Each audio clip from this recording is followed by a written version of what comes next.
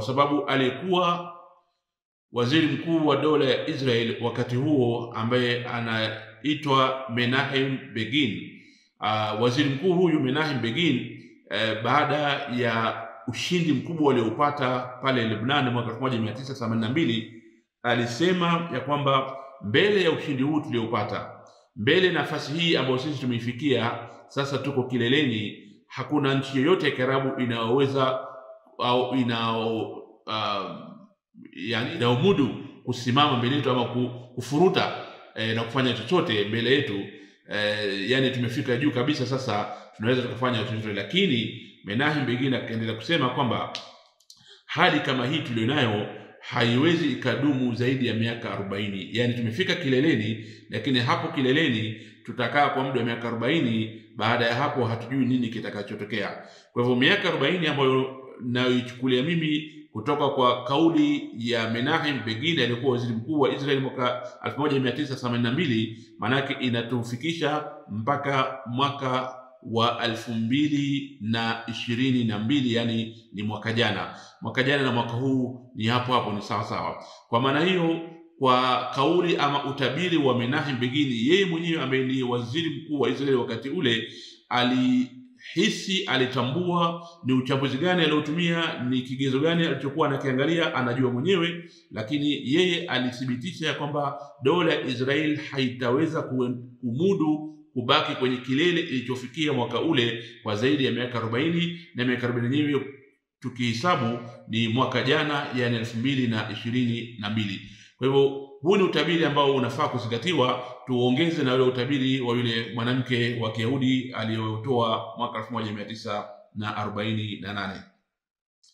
Lakini pia si mbali sana, mwaka 2012 aliyekuwa waziri wa mambo ya nje wa Marekani kwa jina la Henry Kissinger.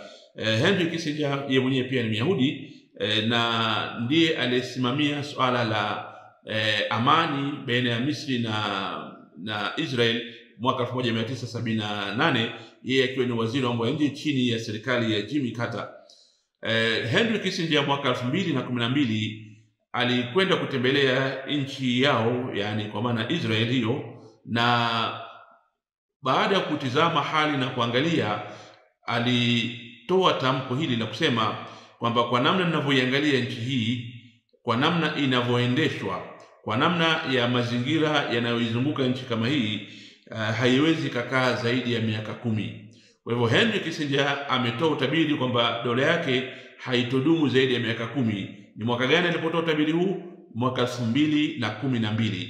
Again, vile ukifanya mahesabu mwaka 2012, maana yake inatufikisha kwenye mwaka wa 2022. Kwa hivyo kauli ya Henry Kissinger inakubaliana na kauli ya Menachem Begin ambayo alitoa miaka 30 kabla ya hapo, lakini pia inawafikiana na kauli ya yule mwanamke ambayo imetolewa miaka kadhaa kabla ya hapo. Kwa hivyo hizi ni tabiri za Mayahudi wenyewe wanavyoamini, wanavyohisi kwamba ile dola haiwezi ikadumu zaidi ya mwaka 2022 kwa namna walivyosema au kwa namna nilivyoibainisha. Sasa turudi kwa wataalamu wa Kiislamu au watabiri wa Kiislamu. Nianze na Sheikh Said Qutb rahimahullah, ambaye yeye alitoa utabiri wake mwaka 1949. Yani 1949 maana ni mwaka moja tangu kuasisiwa kwa dola hii ya Israel. Utabiri wake hakuzungumzia suala la Israel, lakini utabiri wake alizungumzia dola mbili kubwa wakati ule, ambao ni dola ya Soviet na dola ya USA, yani kwa maana Marekani. Katika utabiri wake huu aliotaja Said Qutb wakati huo mwaka 1949, alisema kwamba dola ya Kisovieti ambayo ilikuwa inatawaliwa na mfumo wa kikomunism, yani ukomunisti, dola kama hii haiwezi ikadumu zaidi ya miaka yani umri wa binadamu wa kawaida. Yani haiwezi kadumu zaidi ya umri wa binadamu wa kawaida. Hii ndio kauli ya Said Qutb, na akatoa sababu kwa nini haitodumu zaidi ya umri wa binadamu wa kawaida. Akasema kwa sababu dola hii, yani dola ya Kisovieti ya kikomunisti, ni dola inayoendana kinyume na maumbile ya binadamu wa kawaida. Kwa hivyo imekuja kwa nguvu kubwa sana, imekuja na mapinduzi makubwa sana, imekuja na shamra nyingi sana, na mihemko mikubwa kweli kweli, lakini ishi tu umri wa binadamu wa kawaida, kwa sababu inaendana kinyume na maumbile ya binadamu. Hakuna binadamu, yani vizazi vitakavyokuja baadaye, watakaoibeba mifumo hii ya kikomunisti ama hii ya kisovieti. Hii ilikuwa ni kauli ya nani? Kauli ya Said Qutb wakati ule. Na akaendelea kusema kwenye kauli yake hii ama kwenye utabiri wake huu ya kwamba Amerika nayo itakuja kuanguka kizazi kimoja baada ya hapo, lakini Amerika itaangukia kutokana na sababu za ndani kwa ndani. Sasa tukifanya uchambuzi kidogo wa kauli hii ama utabiri huu wa Said Qutb, ambapo hapa anatoa tabiri ya nchi mbili, yani Sovieti na Marekani. Sote tunafahamu ya kwamba dola ya Sovieti iliyokuja baada ya mapinduzi yaliyojulikana katika historia, mapinduzi ya Bolshevik au Bolshevik Revolution. Mapinduzi haya yalifanyika kule nchini Urusi mwaka 1917. Bado vita vya kwanza vya dunia vinaendelea, na mapinduzi haya ya Bolshevik yalikuja kwa nguvu na kwa kasi kubwa sana, na yalikuwa yana uwezo ya kusanya nchi nyingi sana na kuzichukua kwa mabavu, hasa zile nchi ambazo zilikuwa mpaka wakati huo ni sehemu ya dola ya Osmania, ambayo ndio dola ya Kiislamu iliyokuwepo duniani kipindi hicho. Lakini ilikuwa dola hii ya Osmania imefika katika kipindi chake cha mwisho, na lilikuwa dola limekuwa dhaifu kweli kweli, linashindwa kujitetea, linaona kwamba nchi zake na maeneo yake yanatwaliwa, lakini walikuwa hawana tena uwezo wa kusimama ama kutetea ama kulinda mamlaka yao au kulinda maeneo yao na nchi zao. Kwa hivyo dola hii ya kibolshevik ama ya kisoviet ilichukua maeneo mengi sana ambayo ni maeneo ya dola Osmania, ikiwemo nchi ambazo zimekuja kujulikana baadaye kama nchi za Kazakhstan, nchi za Uzbekistan, nchi za Kyrgyzstan, nchi za Chechnya, Dagestan na nyinginezo nyingi sana ambazo walizichukua na wakaasisi dola lao, ambayo ilikuwa ndio dola kubwa kabisa duniani kwa kipindi hicho, dola la Soviet Union au maarufu ilijulikana kwa jina la USSR. Dola hii ilianzishwa mwaka huu 1917, na sote tunafahamu ya kwamba mwisho wa dola hii kuporomoka ilikuwa ni mwaka 1990 au 89 ukipenda. Sasa tukifanya hesabu kuanzia mwaka wa 1917 mpaka kuporomoka kwa dola hii la Soviet au kusambaratika mwaka wa 1990, utapata ni miaka 73. Miaka 73 hii ndio kila kusudia Said Qutb kwamba ni umri wa binadamu wa kawaida. Kwa hivyo dola hii imedumu umri wa binadamu wa kawaida, imethubutu kauli yake kwamba ni sahihi kabisa, na akaendelea kusema kwamba itaanguka Amerika au itaporomoka Amerika au itadhoofika Amerika kizazi kimoja baada ya hapo, na itakuwa ni kwa sababu za ndani kwa ndani.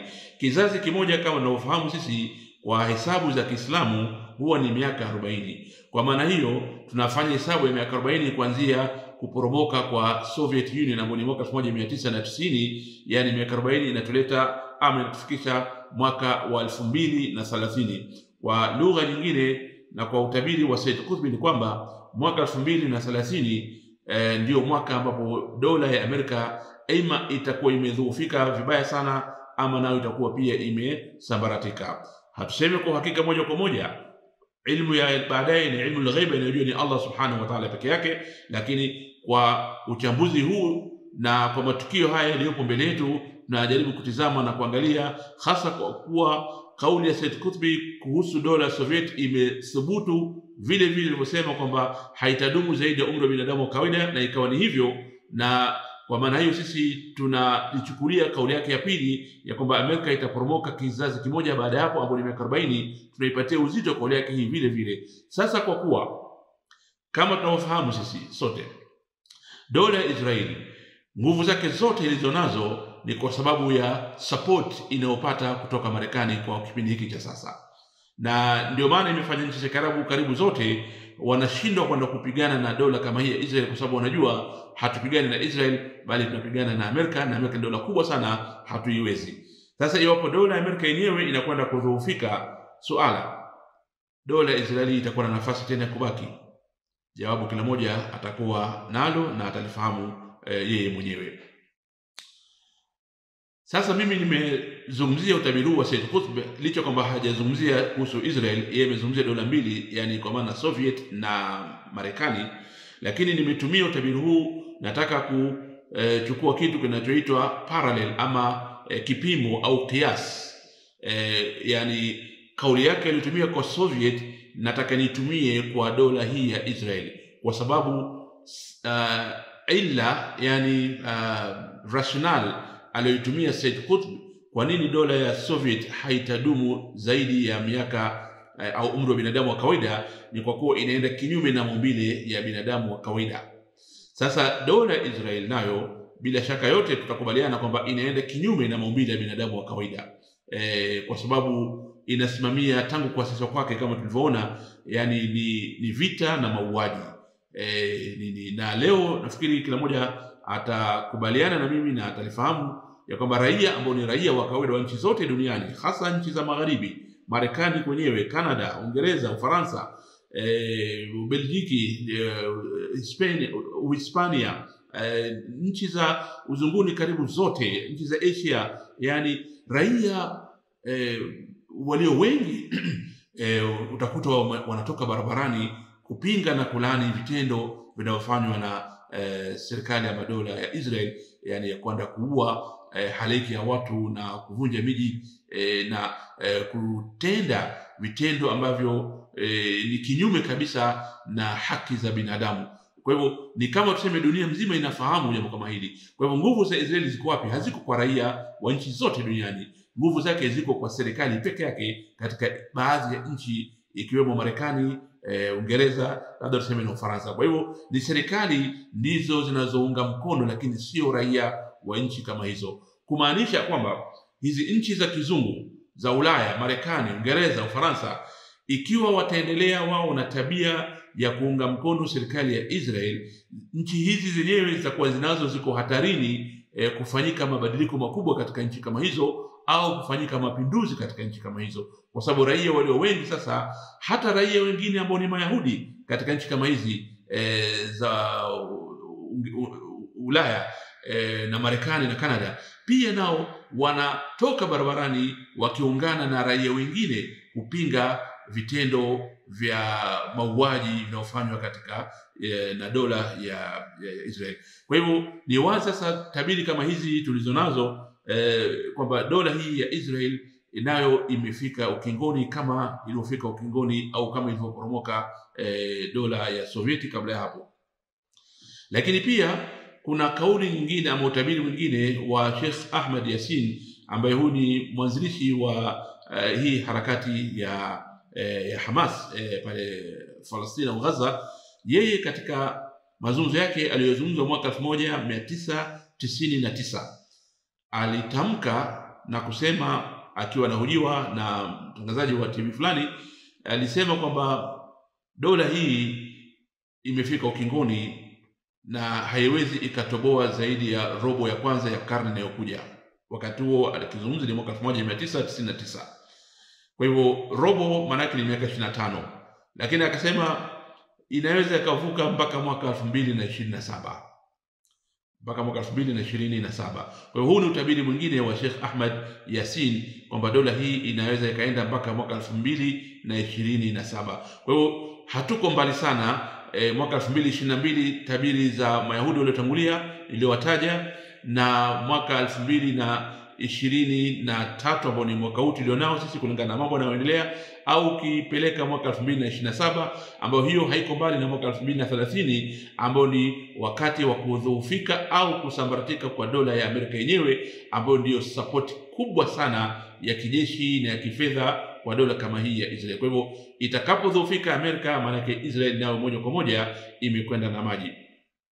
Kwa hivyo tukichanganya kauli zote hizi na tabiri za watu mbalimbali, lakini pia kuna utabiri mwingine wa msomi wa Kipalestini ambaye anaitwa Sheikh Bassam Jarrar. Mtaalamu huyu katika mwaka 2002 aliwahi kusema kwamba dola ya Israel itasambaratika ifikapo mwaka 2022, na alitoa sababu zake mbalimbali, sina haja kuzirudia zote. Sasa tuchanganye, nimetumia kauli za watu 6, yani 3 wa Kiyahudi na 3 ambao ni Waislamu, lakini kauli zote 6 hizi ni tabiri ambazo zinaashiria na kuonyesha ya kwamba dola ya Israel haitakuwa na umri zaidi wa umri wa binadamu wa kawaida ambao ni miaka 73. Ukipenda miaka 75 tumefika sasa, ukipenda ongeza tena na miaka 5 ambao ni miaka 80. Na hii miaka 80 katika falsafa za Kitaurati ama za Kiyahudi, wao ndio wanatumia lugha hii ya miaka 80 kwa sababu wanasema katika historia wamewahi kuwa na dola mbili ambao ni dola za Kiyahudi huko nyuma kabisa. Nini dola ya kwanza ni ile dola ambayo ilikuwa ikisimamiwa na Nabii Daud, alafu baadaye mwanawe Nabii Suleiman, na hao ni mitume wa Mwenyezi Mungu Subhanahu wa Ta'ala, na ndio walikuwa wanasimamia dola hii. Kwa hivyo ikiwa dola hii ya Kiyahudi chini ya uongozi wa manabii haikuvuka miaka zaidi ya miaka 80, yani hizi dola nyingine zilizokuja leo ndio hatujui, lakini kwa uhakika haziwezi zikatoboa zaidi ya miaka 80. Na ndio maana Mayahudi wenyewe sasa na Mazayuni wanafahamu kwamba hii dola haiwezi kuvuka zaidi ya miaka 80.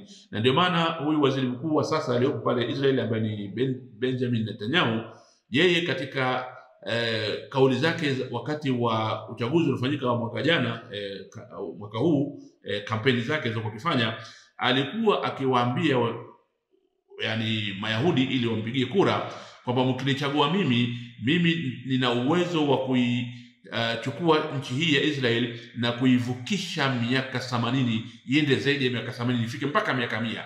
Kwa nini aseme vile? Kwa sababu anajua kwamba miaka 80 ndio yani mwisho wa maisha ya dola yao. Sasa ilikuwa ni lugha za kiuchaguzi za kisiasa kwa ajili ya kutafuta kura, lakini yeye mwenyewe tayari anafahamu deep down, yani ndani kabisa, kwamba dola ile haiwezi ikaendelea zaidi hapo.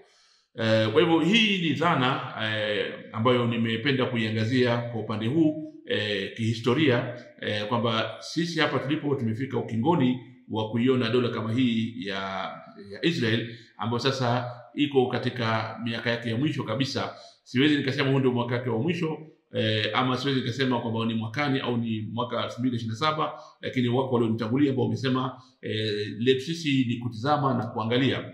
Lakini juu ya yote hayo, napenda kutumia fursa kama hii kuwaombea ndugu zetu walioko Falastini na walioko Gaza.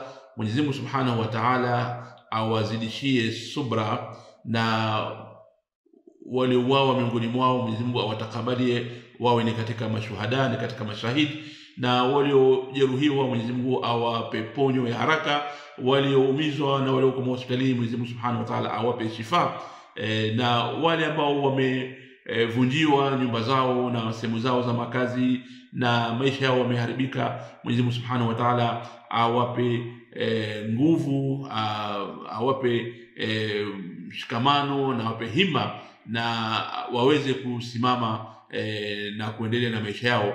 Lakini na wale wanaoendelea ambao ni mujahidin, Mwenyezi Mungu Subhanahu wa Ta'ala awateremshie nusra na awateremshie msaada kutoka kwake. Maskari wa Mwenyezi Mungu ni wengi sana, walillahi junudu samawati wal ardhi, na Mwenyezi Mungu ana maskari, wakiwemo maskari wa malaika na maskari wengine mbalimbali. Mwenyezi Mungu Subhanahu wa Ta'ala ndio anayejua zaidi na yeye ndio anayefahamu zaidi yote haya.